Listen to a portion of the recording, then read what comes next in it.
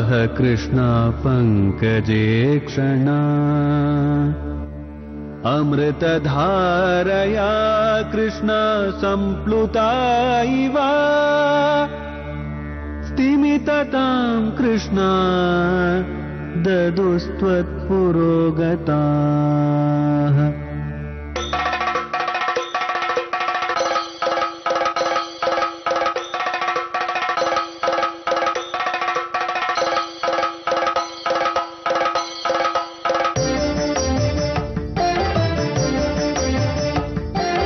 குருவாயூரப்பனா கோகுலத்து மன்னனா குழந்தையாக கோலம் தரும் மாமாய வண்ணனாம் நாராயணீயமெனும் நல்விருந்தின் நாதனாம் நாமரசத்தேனினிமை கூட்டுகின்ற ஆயனாம் நாராயணா ஸ்ரீமன் நாராயணா நாராயணா ஸ்ரீமன் நாராயணா நாராயணா ஸ்ரீமன் நாராயணா நாராயண பட்டதிரி உருகும் பரமனாம் நலம் தரும் நாராயணீயம் அருள் வழங்குமே தினம் நம்மை காக்குமே.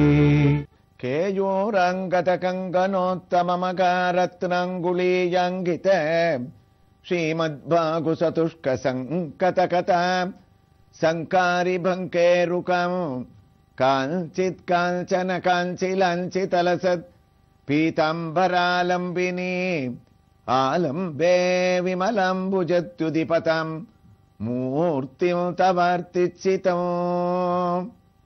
நாராயணியத்த குருவாயூரப்பனுடைய ஒரு சன்னதியில தன்னுடைய தீராத ரோகமான வாதரோகம் நீங்குவதற்காக ஆரம்பித்த நாராயண பட்டத்ரி முதல் தசகத்தில் சாந்திரன்னு குருவாயூரப்பனே அடியெடுத்து கொடுக்க அவனுடைய ரூபங்கள், குருவாயூரப்பனை சரணடைய வேண்டிய விதங்கள், குருவாயூர்ல உன்னி கிருஷ்ணனாக பல தலைமுறையை தாண்டி அவர் எப்படி பிரதிஷ்டை செய்யப்பட்டார், அந்த குளமானது எப்படி கட்டப்பட்டது, அவனுடைய அழகு என்ன, குணங்கள் என்ன, அடைய வேண்டிய முறைகள் என்ன என்பதையெல்லாம் முதல் தசகத்தில் விவரமாக நம்ம கேட்டுருக்கோம்.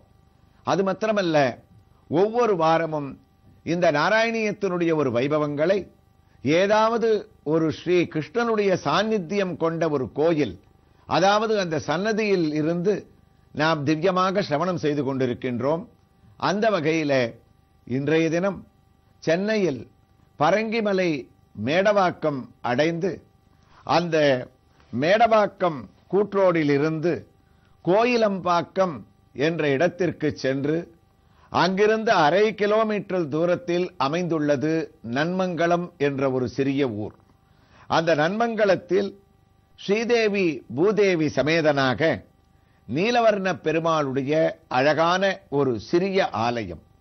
அந்த ஆலயத்திலிருந்து தான் இந்த வாரம் முழுவதும் நாம் நாராயணியத்தை கேட்க இருக்கின்றோம்.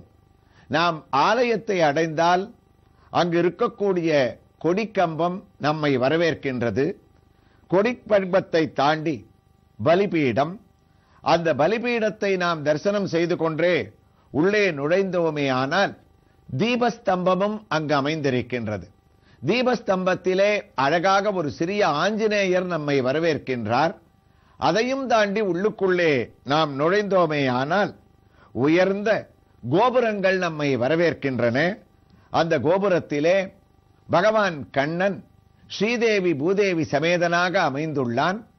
அவனுக்கு இருபுறமும் பெரிய திருவடி என்று அழைக்கக்கூடிய கருட பகவானை நாம் தரிசிக்கின்றோம். அதற்கு கீழே ஆராத அருளமுதம் பொதிந்த கோயிலாக 7 பிராகாரங்களுக்கு நடுவே பூலோக வைகுண்டமாக குடிகொண்டிருக்கக்கூடிய ஸ்ரீ ரங்கநாத பெருமானுடைய திவ்ய தரிசனத்தையும் நாம் அடைந்து கோயிலை வலம் வர ஆரம்பிக்கின்றோம். இந்த திருக்கோயிலானது 1200 வருடங்கள் பழமையான புராதனமான ஒரு திருக்கோயில். அது மட்டுமல்ல, இங்கு 8ஆம் நூற்றாண்டைச் சேர்ந்த நரசிம்ம பல்லவன் காலத்து ஒரு கல்வெட்டும் இங்கு பராமரிக்கப்படுகின்றது. அந்த கல்வெட்டை நாம் பார்த்தோமேயானால் இது 1200 ஆண்டுகள் பழமையானது என்று தொல்பொருள் ஆராய்ச்சியாளர்கள் இங்கு கூறுகின்றார்கள். அது மட்டுமா, இது ராகு கேது பரிகார ஸ்தலமாகவும் பிரார்த்தனை ஸ்தலமாகவும் பக்தர்களுக்கு அமைந்துள்ளது. அதாவது ராகு கேது தோஷம் உள்ளவர்கள் இங்கு வந்து இந்த பெருமாளை தரிசனம் செய்து கோயிலை வலம் வந்தால் அந்த தோஷமானது நீங்குகின்றது என்ற ஒரு நம்பிக்கையோடு கொண்ட ஒரு பரிகார ஸ்தலம்.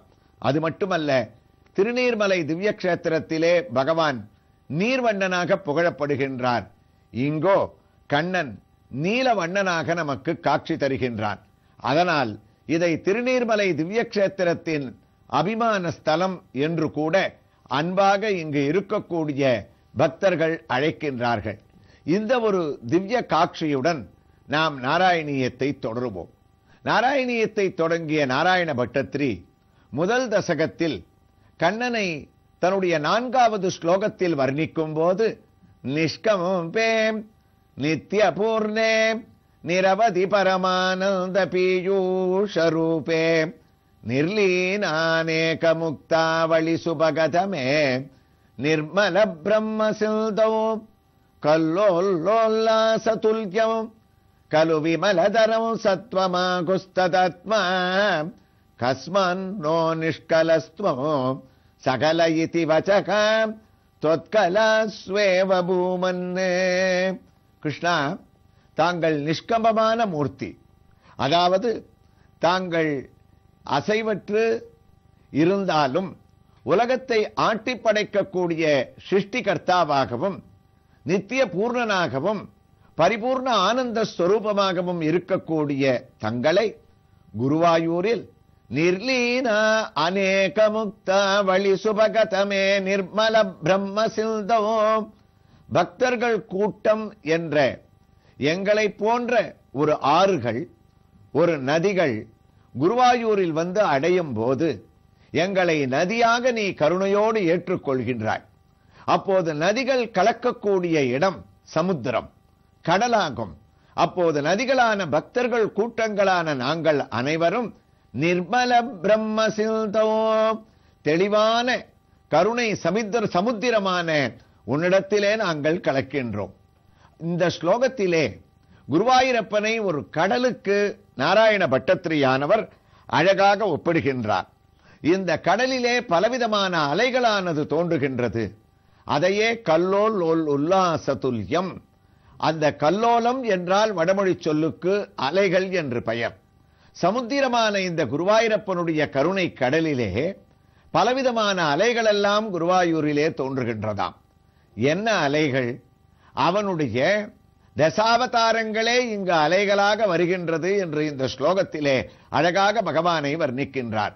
குருவாயூரப்பா, உன்னுடைய அவதாரங்கள் எல்லாம் சமுத்திரத்தோடு சம்பந்தப்பட்டவை, கடலோடு சம்பந்தப்பட்டவை. மத்ஸ்யாவதாரத்தை நீ எடுத்தாய், வேதத்தை காப்பாற்றுவதற்காக நீ மீனாக உருவெடுத்து மத்ஸ்யாவதாரம் கடலினுள் நுழைந்தாய். அதனால் அதுவும் கடலோடு சம்பந்தப்பட்டது. அடுத்ததாக தேவர்களும் அசுரர்களும் அமிர்தத்தை கடையும் போது நீ கூர்மாவதாரத்தை எடுத்தாய். அந்த கூர்மாவதாரமும் கடலோடு சம்பந்தப்பட்டதாக இருக்கின்றது. இந்த திருக்கோயிலிலே நாம் நோக்கினோமேயானால் நுழையக்கூடிய மண்டபத்திலே இந்த தசாவதார சிற்பங்களும் அடங்கியுள்ளன. வராகவதாரத்தை நீ எடுத்தாய். வராகவதாரத்தை நாங்கள் நோக்கும் போது அங்கு நீ பன்றியாக உருவெடுத்து ஏனமாய் கிடந்த மூர்த்தி எந்தை பாதம் எண்ணியே என்று கடலுக்குள் உள்ளே நுழைந்து கடலுக்கு அடியிலே சிறைப்படுத்தப்பட்ட பூமாதேவியை நீ மீட்டு கொண்டு வந்தாய். ஆக வராகமும் கடலோடு சம்பந்தப்பட்டது. அடுத்தது நரசிம்மனாக அவதாரம் எடுத்தாய். நரசிம்ம அவதாரத்தில் நீ இல்லாத இடமே இல்லை.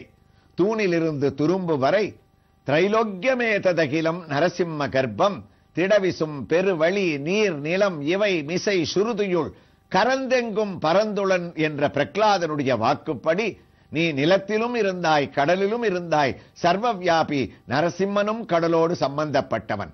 வாமனனாக அவதாரம் செய்தாய். அங்கு மூவடி மண் கேட்ட மாவலி இடத்திலே கடல் நிலம் நீர் 14 உலகங்கள் அனைத்தையும் அளந்து அங்கும் கடலோடு கடலை அளந்ததனால் நீ சம்பந்தப்பட்டாய். பரசுராமனாக அவதாரம் எடுத்தாய். பரசுராமனான நீ அவதார காரியங்கள் முடிந்து தொம் கேரளோ பிருகுபதே வாதேச சம்ரக்ஷமாம் என்று உன் கையில் இருந்த கோடாரியை வீசி எறிந்தாய். அது கடலை உருவாக்கி அந்த கடலின் கரையிலே கேரளம் என்ற ஒரு தேசத்தை உருவாக்கியது. ஆக பரசுராமனான நீயும் கடலோடு சம்பந்தப்பட்டாய். ராமனாக அவதாரம் செய்தாய். ராமாவதாரத்தில் கேட்கவே வேண்டாம். லங்கையை கடலுக்கு அடுத்த லங்கா தேசத்திலே ராவணன் சிறை வைக்க நீ கடலின் மறுகரையில் இருந்து கடலை கடற்பதற்காக சேது ராமனாக அலையை கட்டினாய். மலையால் அணை கட்டி மறுகரை ஏறி என்று ஆழ்வார்கள் மங்களாசாசனம் செய்ய ராமாவதாரத்திலும் கடலோடு சம்பந்தப்பட்டாய். பலராமாவதாரத்திலே நீ அழகான துவாரகையிலே கண்ணனோடு இருந்து கழித்தாய். அங்கும் கடலோடு சம்பந்தம். கிருஷ்ணாவதாரத்திலே கேட்கவே வேண்டாம். நீ கடலுக்கு நடுவிலேயே துவாரகை என்ற அழகான நகரை சிருஷ்டித்து துவாரகா புரீசனாக ருக்மிணியை பரிணயம் செய்து கொண்டு குசேலனுக்கு ஐஸ்வர்ய அதிபதியாக ஆக்கி இவ்வளவையும் நீ துவாரகையிலே கடலுக்கு நடுவிலே ஆட்சி செலுத்தினாய். கல்கி அவதாரம் நீ எடுக்கப் போகின்றாய். அதுவும் பிரளய காலத்திலே கடல் சூழ்ந்த இந்த உலகத்திலே நீ குதிரை மேல் வருவாய் என்று புராணங்கள் கூறுகின்றது.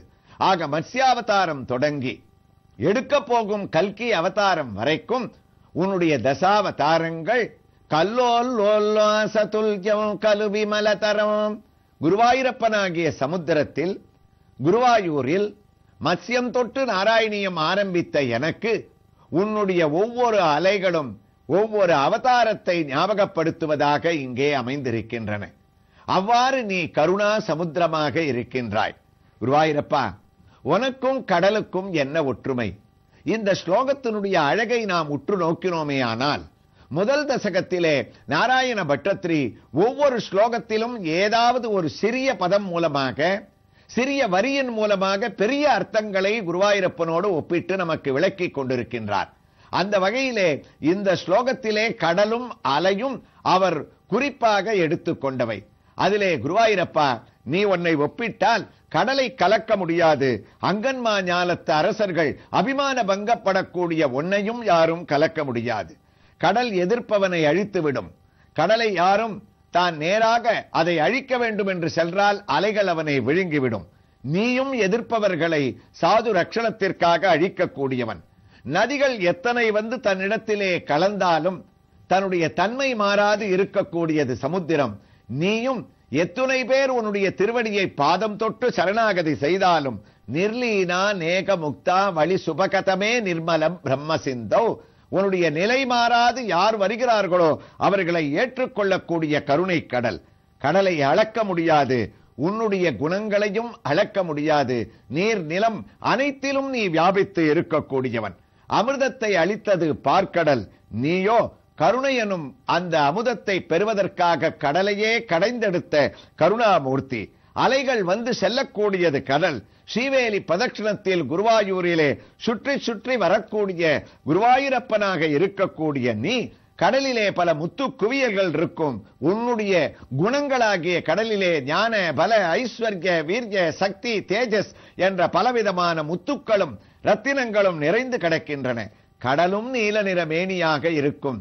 இன்று எந்த திருக்கோயிலில் இருந்து நாம் நாராயணியத்தை கேட்டுக்கொண்டிருக்கின்றோமோ அந்த கண்ணனும் நீலவர்ண பெருமாள் என்ற ஒரு ரூபத்திலே இருக்கக்கூடிய அந்த கடலும் நீயும் ஒற்றிருக்கக்கூடிய உன்னுடைய உத்தமமான ரூபத்தை மாறுதலற்றும் பரமானந்த ஸ்வரூபமாக ரமணீயமாக விளங்கக்கூடிய உன்னை தியானித்துக் கொண்டு கடலாக உன்னை தரிசிக்கின்றோம் என்று நாராயண பட்டத்திரி சொன்ன அழகான அந்த வைபவத்தை தன்னுளே திரைத்தெழும் தரங்கவெல் தடங்கடல் தன்னுளே திரைத்தெழுந்து அடங்குகின்ற தன்மை போல் நின்னுளே பிறந்திருந்து நிற்பவும் திரிபவும் நின்னுளே அடங்குகின்ற நீர்மை நின்க நின்றதே என்ற ஆழ்வாரோடு வாக்கோடு நாம் சிந்தனை செய்து நாளை வரக்கூடிய பகுதியிலே இந்த ஸ்லோகத்தினுடைய மேலும் விவரங்களை கேட்போம்.